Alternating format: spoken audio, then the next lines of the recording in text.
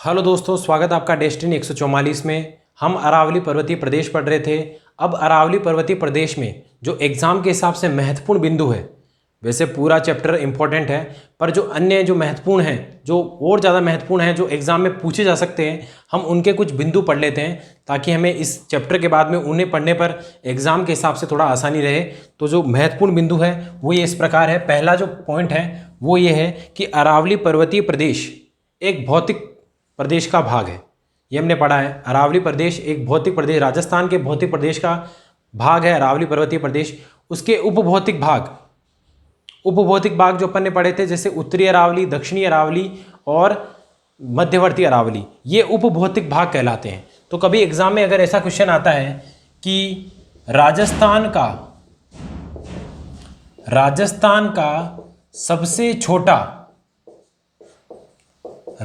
का सबसे छोटा यदि भौतिक भाग पूछता है एग्जाम में, राजस्थान का सबसे छोटा भौतिक भाग, तो वो है दक्षिणी पूर्वी पठारी प्रदेश।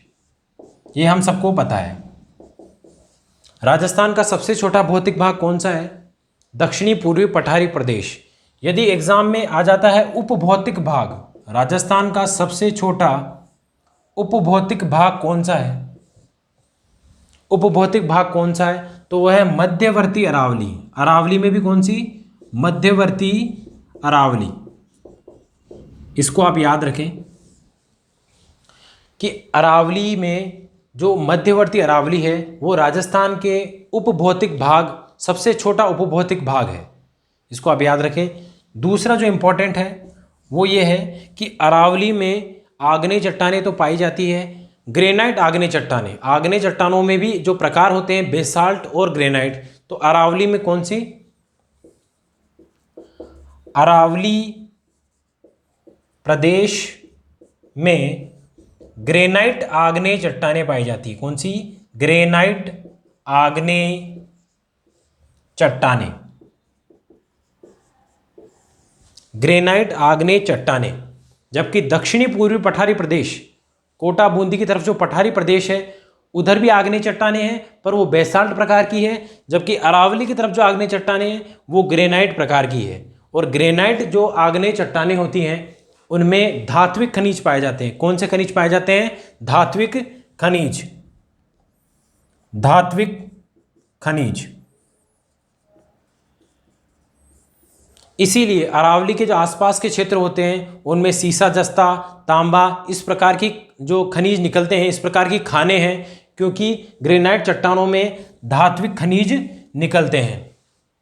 तो ये हैं अरावली के कुछ महत्वपूर्ण बिंदु। इसके अलावा जो पठार पढ़ रहे थे अपन, उसमें एक पठार अपन और ऐड कर लेते हैं, वो है ऊपरमाल का पठार। कौन सा पठार रहा था? एक ऊपरमाल का पठार। ऊपरमाल का पठार। और ये ऊपरमाल का जो पठार है वो कहाँ पे है? बिजोलिया। बिजोलिया भीलवाड़ा।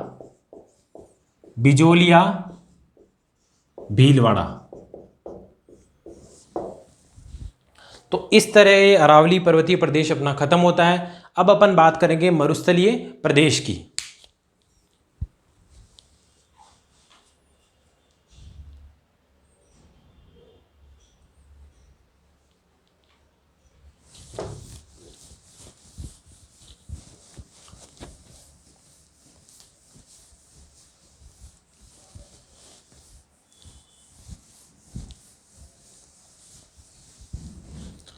अब बात करते हैं अपन पश्चिमी मरुस्थलीय प्रदेश की।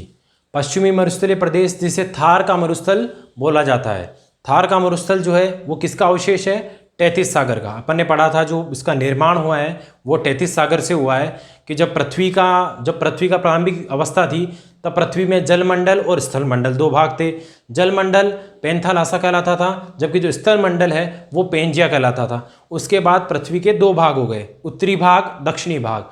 उत्तरी भाग जो था वो अंगारा लैंड कहलाता था, दक्षिणी भाग जो था वो गोंडवाना लैंड कहलाता था। जबकि जो पैंथालासा था, जो जल भाग था, वो तैतीस सागर के रूप में परिवर्तित हो गया। और वही तैतीस सागर आगे चलकर महासागर, मैदान और मरुस्थल के रूप में समय समय के हिसाब से परिवर्तित होता गया। तो जो पश्चिमी मरुस्थलीय प्रदेश है वो किसका भाग है? तैतीस सागर का। किसका भाग है? तैतीस सागर का। तो देखते हैं प्रदेश, पश्चिमी मरुस्थलीय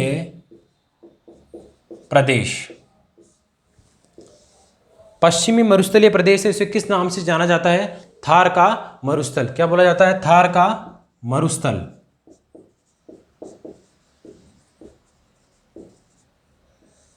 थार का मरुस्थल। और ये किसका अवशेष है? तैतीस सागर का अवशेष है। राजस्थान में दो ही भूभागों के अवशेष मिलते हैं, या तो गोंडवाना लैंड का भाग होगा या तैतीस सागर का भाग होगा। जो ऊंचे भाग है जैसे अरावली पर्वतीय प्रदेश, दक्षिणी पूर्वी पठारी प्रदेश, ये जो प्रदेश है ये किसके भाग है? गोंडवाना लैंड के। जबकि जो मैदानी भाग है और मरुस्थल वाला भाग है ये किसके भाग है? तैतीस सागर के। तैतीस सागर। पश्चिमी मरुस्थलीय प्रदेश किसका अवशेष है? तैतीस सागर का अवशेष है। तैतीस सागर का अवशेष है, क्योंकि तैतीस सागर से मैदानों का पूर्वी मैदानी प्रदेश और पश्चिमी मरुस्थलीय प्रदेश का निर्माण किससे हुआ है? तैतीस सागर से। ठीक है। और जो पृथ्वी का निर्माण अपन ने पढ़ा था, पैंथालासा और जो पैंथालासा, इसके अलावा पेंजिया, पृथ्वी को क्या कहा जाता था? पेंजिया। और जो आसपास का जल था उसे कहा जाता था पैंथालासा। पेंजिया और पैंथालासा। ये पृथ्वी का जब प्रारंभिक अवस्था थी उसमें ये पूरा भूभाग था, इसे कहा जाता था पेंजिया। और जल को कहा जाता था, जल भाग को कहा जाता था पैंथालासा। ये प्रारंभिक अवस्था थी। फिर मैंने बताया था आगे चलकर ये दो भागों में विभक्त हो गया। जो उत्तरी भाग है वो कहलाने लगा अंगारा लैंड। इसको बार बार बताने का उद्देश्य यही है कि आपको ये याद हो जाए, क्योंकि ये हर भौतिक प्रदेश में पूछा जा सकता है कि किसका अवशेष है, किस भूभाग का अवशेष है। तो जो उत्तरी भाग है ये अंगारा लैंड बना, नीचे वाला भाग जो है वो गोंडवाना लैंड बना, और जो जलीय भाग था वो क्या बना? तैतीस सागर।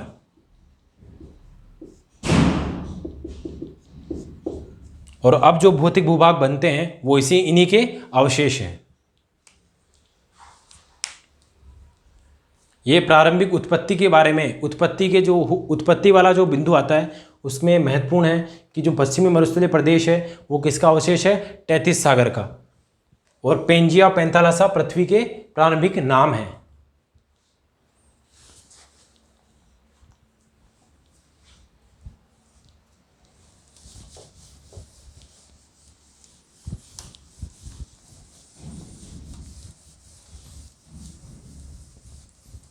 अब बात करते हैं कि जो अवशेष मिले हैं, किस तरह हमें पता चला कि जो पश्चिमी मरुस्थलीय प्रदेश है वो तैतीस सागर का अवशेष है। इसके जो उदाहरण हैं वो हमें मिले। सबसे पहला जो उदाहरण था वो था कि जो अवसादी चट्टानें हैं, जो पश्चिमी मरुस्थल में पाए जाने वाली अवसादी चट्टानें हैं उसमें जीवाश्म ईंधन पाए गए, और उन जीवाश्म ईंधनों से हमें पता चला कि यहाँ पर पहले तैतीस सागर था। दूसरा जो उदाहरण है वो ये है कि यहाँ जो जैसलमेर का जो कुलधरा गाँव है, जैसलमेर का कुलधरा गांव है, वहाँ वेल मछली के अवशेष मिले हैं। और वेल मछली के अवशेष मिलने के कारण क्या पता चलता है कि यहाँ प्रारंभ में तैतीस सागर था। इसके अलावा पश्चिमी मरुस्थलीय प्रदेश में कुछ झीलें हैं, जैसे डीडवाना, पंचभद्रा और लूणकरणसर। ये झीलें, इन झीलों में लवणीय मात्रा ज़्यादा है, ये झीलें खारी है। और इसी उदाहरण से हमें पता चलता है कि यहाँ पर तैतीस सागर का, इससे पहले तैतीस सागर था, और यही उसके उदाहरण हैं, अवशेष हैं। तो क्या क्या है? पश्चिमी मरुस्थलीय प्रदेश में जो तैतीस सागर के अवशेष अपन पढ़ेंगे, तैतीस सागर के अवशेष। तैतीस सागर के अवशेष हमें कहाँ कहाँ से मिलते हैं? सबसे पहले पश्चिमी मरुस्थलीय प्रदेश,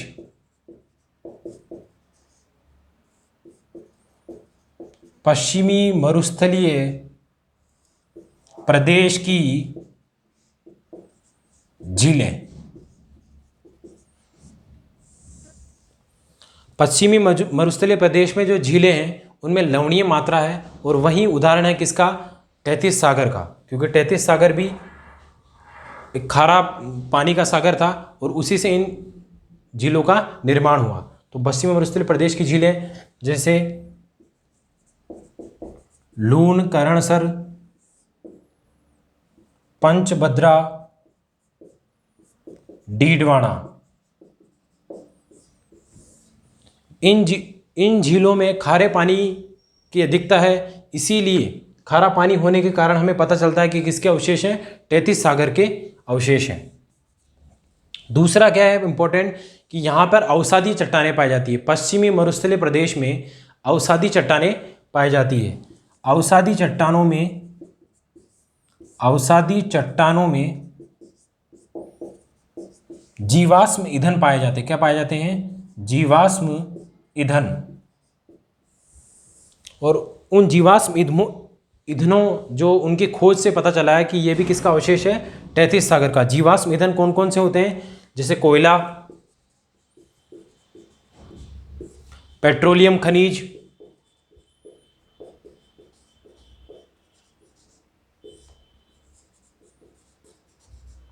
प्राकृतिक गैस, जो प्राकृतिक गैस होती है,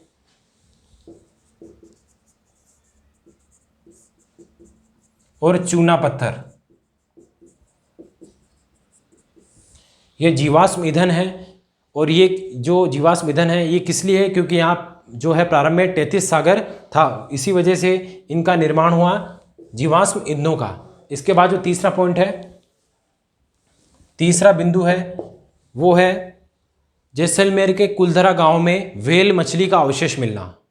इससे ये प्रमाणित होता है कि यहाँ पर 33 सागर था। जैसलमेर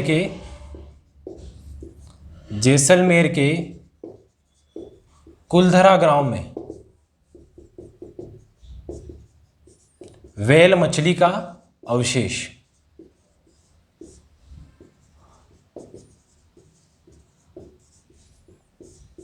तो इनसे पता चलता है कि जो मरुस्थलीय प्रदेश है वो किसका अवशेष है? 33 सागर का।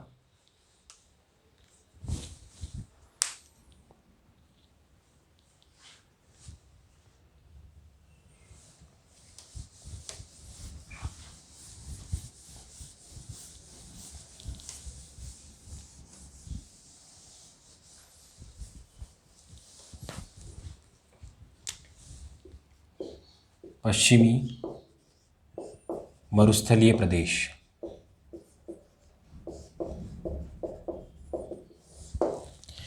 इसके बाद अपन देखते हैं कि भारत के संदर्भ में राजस्थान का पश्चिमी मरुस्थलीय प्रदेश। ये जो पश्चिमी मरुस्थलीय प्रदेश है ये भारत में किन किन राज्यों में है? ये भारत के 4 राज्यों में। पश्चिमी मरुस्थलीय प्रदेश जो है भारत के 4 राज्यों में है, गुजरात, राजस्थान, पंजाब और हरियाणा। पश्चिमी मरुस्थलीय प्रदेश जो थार का मरुस्थल है, पश्चिमी मरुस्थलीय प्रदेश राजस्थान के भौतिक विभाग का भाग है, जबकि थार का मरुस्थल जो है ये भारत के इन राज्यों में फैला हुआ, गुजरात, राजस्थान, पंजाब और हरियाणा में। राजस्थान में ये 58.68% है, 58.68% है। पंजाब में ये 7.8% है, हरियाणा में ये 6.12% है, जबकि गुजरात में ये 12.85% है। इस तरह थार का मरुस्थल भारत के इन 4 राज्यों में, भारत के कितने राज्यों में है? 4 राज्यों में। सबसे ज़्यादा विस्तार है थार के मरुस्थल का, वो कहाँ है? राजस्थान में, और सबसे कम हरियाणा में। ये परसेंटेज कभी नहीं पूछे जाते एग्जाम में, बस हमें याद रखना है कि राजस्थान का विस्तार सबसे ज़्यादा है, जबकि हरियाणा में थार का मरुस्थल का विस्तार सबसे कम है।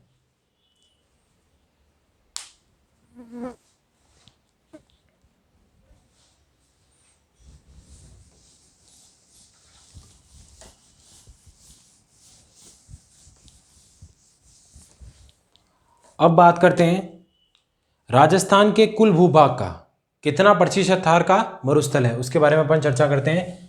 राजस्थान के कुल भूभाग का 61.11। राजस्थान के कुल क्षेत्रफल का या कुल भूभाग का, दोनों में से आप कुछ भी ले सकते हैं, कुल भूभाग का 61.11% क्या है, मरुस्थलीय प्रदेश है। और यहां पर राजस्थान की 40% जनसंख्या रहती है।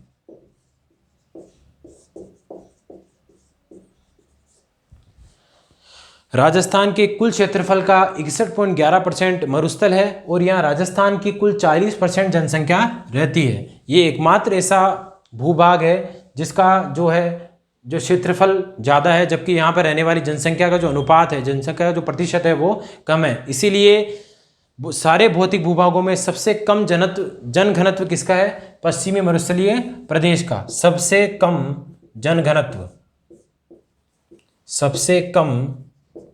जनघनत्व वो है पश्चिमी मरुस्थलीय प्रदेश का। इसके बाद अपन बात करते हैं कुल जो इसका क्षेत्रफल है वो कितना है। कुल क्षेत्रफल पश्चिमी मरुस्थलीय भाग का वो है 2,09,042 वर्ग किलोमीटर। 2,09,042 वर्ग किलोमीटर ये है पश्चिमी मरुस्थलीय भाग का कुल क्षेत्रफल। अब यहाँ पर ध्यान दीजिए, आप अगर पूछे कुल क्षेत्रफल तो ये मैं बताना है 2,09,042 वर्ग किलोमीटर। यदि एग्जाम में ऐसा क्वेश्चन आता है कि जो मरुस्थल है ये कुल क्षेत्रफल है पश्चिमी मरुस्थलीय प्रदेश का, लेकिन कई जगह चट्टाने भी हैं, कई जगह थोड़ा पानी भी है, इसीलिए अगर पूछे मूल मरुस्थल का क्षेत्रफल, यदि केवल मरुस्थल जो केवल मरुस्थलीय भाग है, केवल जहां रेत ही रेत है, उसका पूछे तो वो है 1,75,000 वर्ग किलोमीटर। यह है मूल मरुस्थल का क्षेत्रफल जो पश्चिमी मरुस्थलीय प्रदेश में है, जबकि जो कुल क्षेत्रफल है वो है 2,09,042 वर्ग किलोमीटर। जबकि जो मूल मरुस्थल है जो केवल रेत है उसका जो क्षेत्रफल है वो है 1,75,000 वर्ग किलोमीटर। तो कंफ्यूज नहीं होना है, आराम से सवाल को पढ़ के फिर आंसर देना है।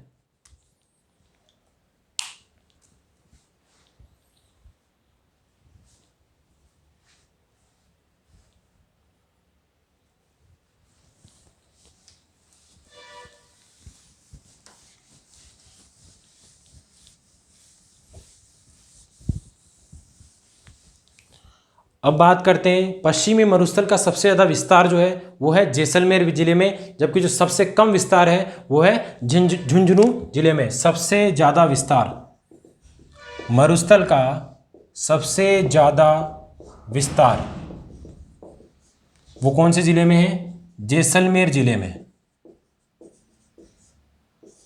जबकि सबसे कम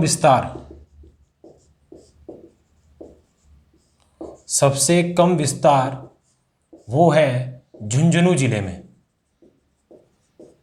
इसको आप ध्यान रखें कि मरुस्थल जो सबसे ज़्यादा मरुस्थल फैला हुआ है वो कौन से जिले में है, वो जैसलमेर जिले में है। जबकि जो सबसे कम मरुस्थल फैला हुआ है वो झुंझुनू में है। सबसे कम विस्तार झुंझुनू जिले में है।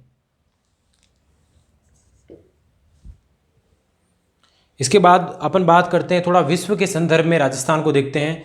तो विश्व के संदर्भ में अगर क्षेत्रफल की दृष्टि से देखा जाए तो राजस्थान का मरुस्थल 17वें स्थान पर आता है। कौन से स्थान पर, 17वें। विश्व में क्षेत्रफल की दृष्टि से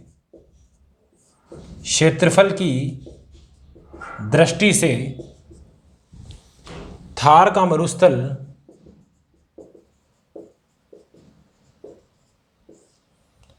17वें स्थान पर है।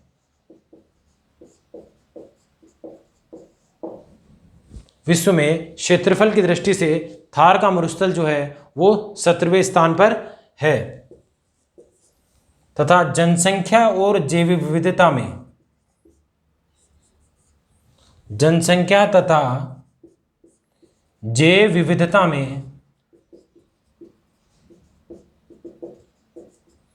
राजस्थान का प्रथम स्थान है। जनसंख्या तथा जैव विविधता में थार के मरुस्थल का विश्व में प्रथम स्थान है। इसका अर्थ ये है कि थार का मरुस्थल जो है उसमें विश्व के सारे मरुस्थलों की तुलना में सबसे ज़्यादा जनसंख्या है तथा सबसे ज़्यादा भिन्न भिन्न प्रकार की वनस्पति तथा झाड़ियाँ और ये पेड़ पौधे जो हैं वो पाए जाते हैं। इसे कहते हैं जैव विविधता। तो सबसे ज़्यादा जैव विविधता भी थार के मरुस्थल में है।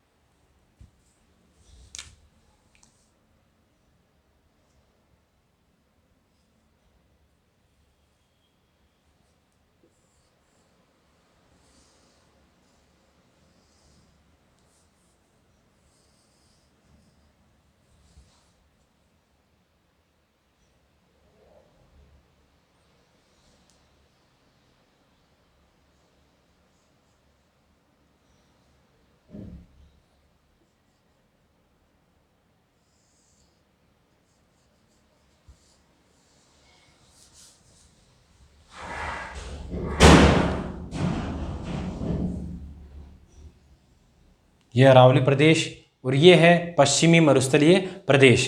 तो राजस्थान के जो पश्चिमी मरुस्थलीय प्रदेश में दो प्रकार की मिट्टी पाई जाती है। सबसे ज़्यादा जो नाम है, सबसे ज़्यादा मिट्टी है वो है एंटीसोल। वैज्ञानिक नाम जो है वो है एंटीसोल। इसके अलावा यहाँ पर एरिडोसोल मिट्टी भी पाई जाती है। कौन सी? एरिडोसोल। दो प्रकार की यहाँ पर मिट्टी पाई जाती है, जिसे रेतीली बलुई मिट्टी। कौन सी मिट्टी है? रेतीली बलुई मिट्टी का वैज्ञानिक नाम है रेतीली बलुई मिट्टी। जब रेतीली बलुई मिट्टी में शुष्कता और बढ़ जाती है तो वो किस में परिवर्तित हो जाती है? एरिडोसोल में। तो अगर वैज्ञानिक नाम पूछता है तो एरिडोसोल और एंटीसोल। वैसे सबसे ज़्यादा नाम आता है वो आता है एंटीसोल। राजस्थान, पश्चिमी राजस्थान में सबसे ज़्यादा मिट्टी पाई जाती है वो है एंटीसोल, और ये इसका जो नाम है वो है रेतीली बलुई मिट्टी। और इस क्षेत्र में 50 सेंटीमीटर से कम बारिश होती है। पश्चिमी मरुस्थलीय प्रदेश में 50 सेंटीमीटर से कम वर्षा होती है, क्योंकि जो अरावली प्रदेश है वो 50 सेंटीमीटर वर्षा को दर्शाता है।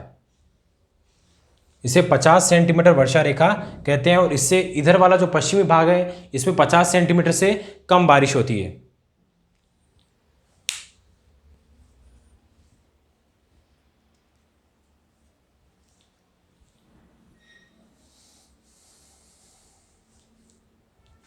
जहाँ तक बात करें अपन जलवायु की, तो पश्चिमी मरुस्थलीय प्रदेश में दो प्रकार की जलवायु पाई जाती है। जो ये पश्चिमी मरुस्थल है इसमें शुष्क जलवायु पाई जाती है, जबकि थोड़ा पूर्व की ओर बढ़ने पर अर्ध शुष्क जलवायु।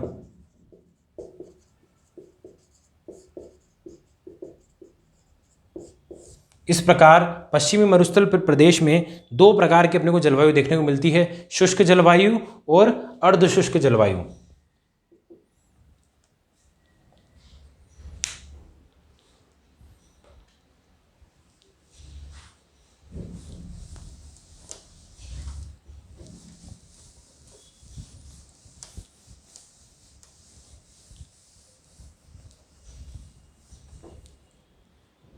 अब बात करते हैं जो मरुस्थलीय प्रदेश हैं उनमें जो लहरदार संरचनाएं पाई जाती है। जो मरुस्थल में लहरदार जो स्तूप बने रहते हैं उन्हें बालू का स्तूप कहते हैं। तो मरुस्थल में बनी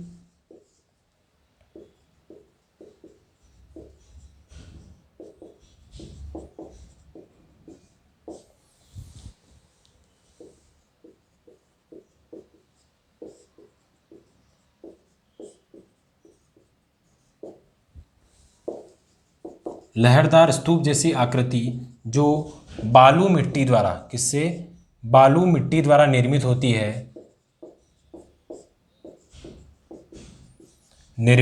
है, उन्हें बालू का स्तूप कहते हैं। क्या कहते हैं? बालू का स्तूप, जिन्हें स्थानीय भाषा में धोरे कहा जाता है। धोरे कहा जाता है। जो बालू का स्तूप, जो स्तूप बनते हैं, उन्हें स्थानीय भाषा में धोरे कहा जाता है।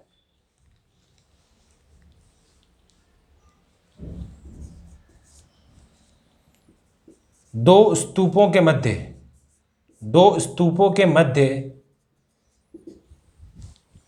खाली जगह पर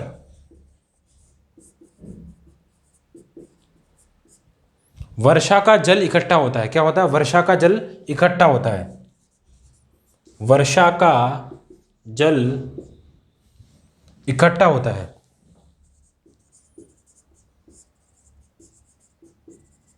जिन्हें प्लाया झीलें कहते हैं। क्या कहते हैं? प्लाया झीलें। जिन्हें क्या कहते हैं? प्लाया झीलें। दो स्तूपों के मध्य एक ढलान वाला भाग होता है, और जब बारिश होती है तो वहां पर पानी इकट्ठा होता है, उन्हें कहते हैं प्लाया झीलें।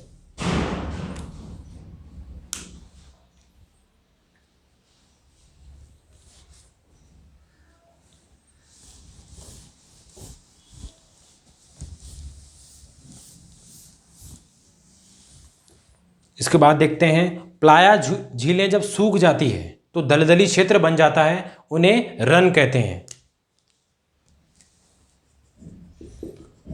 प्लाया झीलों के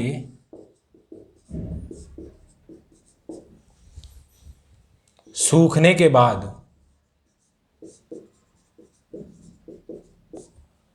निर्मित दलदली भाग जो है वो रन कहलाता है। क्या कहलाता है? रन। पश्चिमी मरुस्थल का सबसे बड़ा रन, उसका नाम क्या है? वो कहाँ है? थौब बाड़मेर। अगर पूछे पश्चिमी राजस्थान का जो सबसे बड़ा रन है, जो सबसे बड़ा दलदली भाग है, वो कहाँ है? थौब बाड़मेर। जबकि सबसे ज्यादा रन या दलदली भाग जिसे अपन कहते हैं, वो कहाँ है? पोकरण जैसलमेर में। पोकरण जैसलमेर।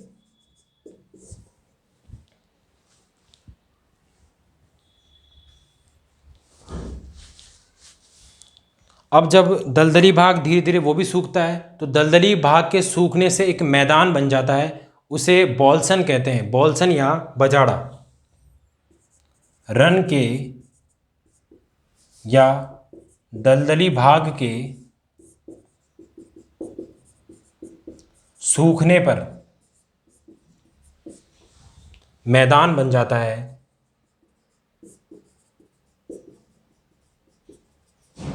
उसे बॉल्सन या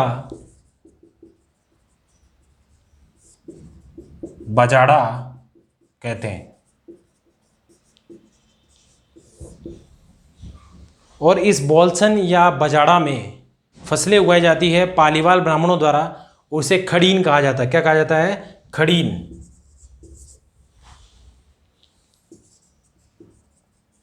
बॉल्सन में उगाई जाने वाली फसल,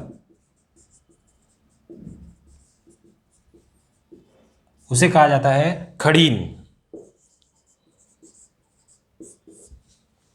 ठीक है। प्लाया झीलें कौन सी होती है? दो बालू का स्तूप है, उनके बीच में एक जगह है, जब वर्षा होगी तो वहाँ पानी इकट्ठा होगा, उन्हें प्लाया झीलें कहेंगे। जैसे जैसे गर्मी बढ़ेगी वो प्लाया झीलें सूखती है और दलदली रूप में, कीचड़ के रूप में हो जाती है, उन्हें रन कहते हैं। धीरे धीरे रन के सूखने के बाद वहाँ मैदान बन जाता है, उसे बॉल्सन कहते हैं, और वहाँ पर कभी कभार फसलें बोई जाती है, जिन्हें खड़ीन कहा जाता है।